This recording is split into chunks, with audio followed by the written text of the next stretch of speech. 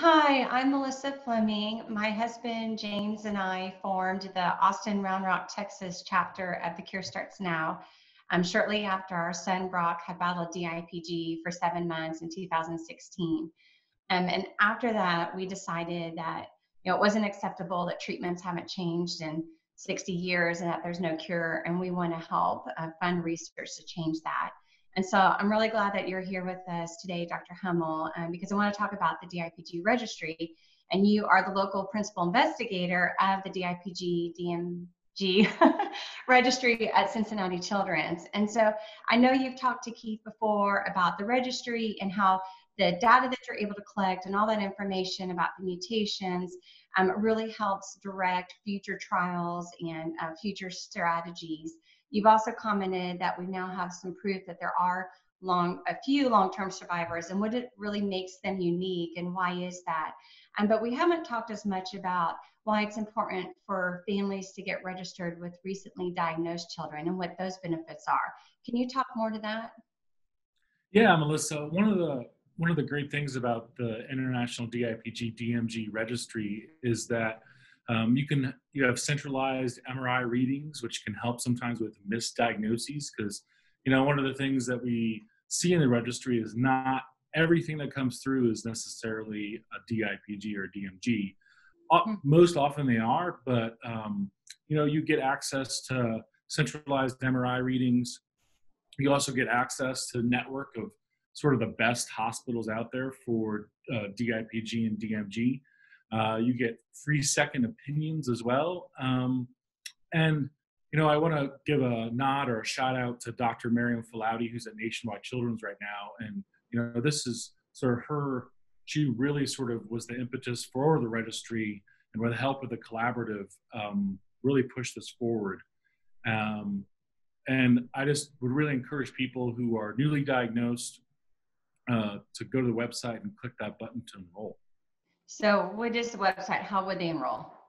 Yeah, so you would go to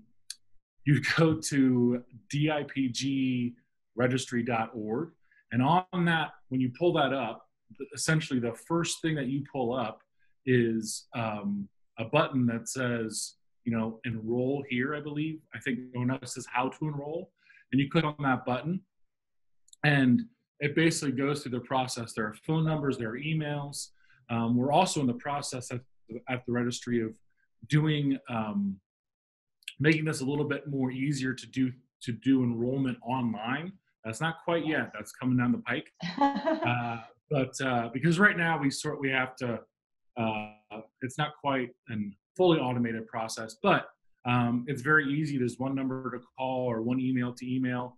Hopefully down the road, we'll get a button that says click to enroll, and it takes you to an automated process on the website. But right now, we ask people to reach out and email or talk to people.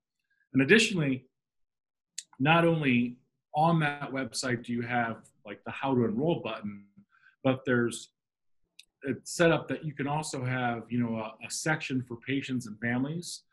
It's also for physicians, and it has news and research. So that dipgregistry.org site is sort of a comprehensive site for a lot of things for newly diagnosed families or families who are currently undergoing the battle and have already undergone radiation or anything like that. It's really a comprehensive site that talks about the causes of DIPG or some of the supposed causes that symptoms of diagnosis, treatment, the search for new treatments, and it's really broken down really well. Well, I do remember even 4 years ago, it was a pretty easy process to register. And so when we're looking at the registry, there's really two aspects to it, and it's gathering the tissue, and how do you do that? So it can be a diagnosis when you get the biopsy, and that's what we did with Brock. I know a lot of times parents can get scared because of the risk. I think how we looked at it is like you had mentioned earlier, that it confirms his diagnosis, and we wanted to make sure he really did in fact have DIPG. The other aspect is that death, if you want to donate the tumor, and an autopsy. And us personally, we didn't do it. I was not in a mental state to be able to have that conversation, and I don't think I am even 4 years later. but I know a lot of parents who have, and I admire them. One dad said, I promised my daughter I would get that out of her head, and it was going. And I get goosebumps because I just think that's wonderful. So how can the registry help parents make these decisions of what's involved? And, it's a very personal decision that has to be right for them. Yeah, it is. And I just want to say that is it's I also get chills when I talk about, when we talk about biopsy and giving data, and also autopsy tissue as well, because that is, the families and you guys have gone through this journey and made, so many sacrifices, and then this is sort of that final part of that for those who choose to do autopsy. And it's not for everyone. And as a physician who presents that opportunity to patients, it's hard on our part too, but yet we know that a lot of times that information can be critical to adding to the registry and adding to the data that's being gathered, because we're behind from a scientific standpoint. We're behind. It's not like a leukemia where we can just draw some blood and get leukemia cells, like, Right. and have all that biology. We're a little bit behind in the scientific thing. So the easiest way to, or the best way to help families make this really, it's a difficult decision, is to talk to your physician, and then also you can also call the International DIPG DMG Registry number, and we can connect you with other physicians who can help you talk through that process, what that process will look like, what that process will entail, and what could result from that process. So again, it's that same button of, click here to enroll, or that number, that we can help talk through that, and then we can help coordinate things. Usually, if that is the choice that people go. Great. That's great to know. Well, I also have some good news. So on behalf of over 40 chapters of the Cure Starts Now and over 25 foundations that are part of the DIPG Collaborative, we really appreciate everything that you have done and the registry is doing. And we've been supportive of it since the first DIPG symposium in 2011. It's really grown to a huge worldwide effort. There's over 114 hospitals involved in 15 different countries. It's really the biggest project worldwide. And we know that y'all are gathering the information that you need to really help us find a cure.